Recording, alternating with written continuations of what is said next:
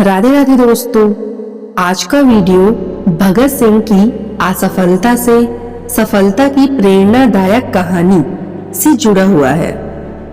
इस कहानी में आगे बढ़ने से पहले मैं आप सभी युवाओं और मेरे दर्शकों को यह कहना चाहूंगी कि असफलताएं चाहे जितनी भी हो, हमें हार नहीं मानना है। भगवान ने हमें इतना अच्छा जीवन दिया है, इसके लिए हमें उनका ग्रेटिट्यूड प्रदर्शित करना है और हमेशा फॉरगिवनेस प्रेयर करनी है, जिससे हमारे लाइफ में जो भी प्रॉब्लम्स आती हैं वो धीरे धीरे दूर हो जाती हैं। तो चलिए हम आगे बढ़ते हैं भगत सिंह की प्रेरणादायक कहानी से, जो युवाओं को भरपूर एनर्जी देगा और उन्हें लगातार मेहनत करने और अपने सपने को प्राप्त करने में आने वाले संघर्षों को झेलने में उनकी हेल्प करेगा। भगत सिंह भारतीय स्वतंत्रता संग्राम के सबसे प्रेरणादायक और बहादुर क्रांतिकारियों में से एक थे। उनका जीवन संघर्ष, साहस और बलिदान की मिसाल है। भगत सिंह का जन्म 1907 में एक सिख परिवार में हुआ था, जो स्वतंत्रता संग्राम से गहराई से जुड़ा था। बचपन से ही उन्होंने अंग्रेजों के अत्याचारों को देखा और उनके खिलाफ आवाज उठाने का निर्णय लिया।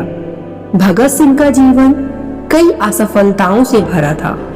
अंग्रेजों की कठोर नीतियों और अत्याचारों के खिलाफ क्रांति का सपना देखने वाले भगत सिंह को समाज और नेताओं से बहुत समर्थन प्राप्त नहीं हुआ।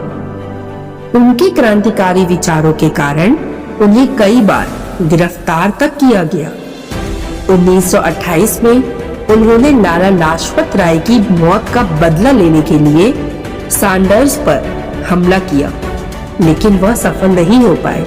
फिर भी उन्होंने हार नहीं मानी और अंग्रेजों के खिलाफ अपनी लड़ाई जारी रखी। 1929 में भगत सिंह ने दिल्ली की सेंट्रल असेंबली में बम फेंककर अंग्रेजों के खिलाफ एक महत्वपूर्ण संदेश दिया। हालांकि उन्हें गिरफ्तार कर लिया गया, लेकिन उनका उद्देश्य लोगों को जागरूक करना और अंग्रेजों की नीतियों का विरोध करना था। भगत सिंह को 1931 में फांसी दी गई, लेकिन उनकी कुर्बानी ने करोड़ों भारतीयों के दिलों में आजादी की आग जला दी।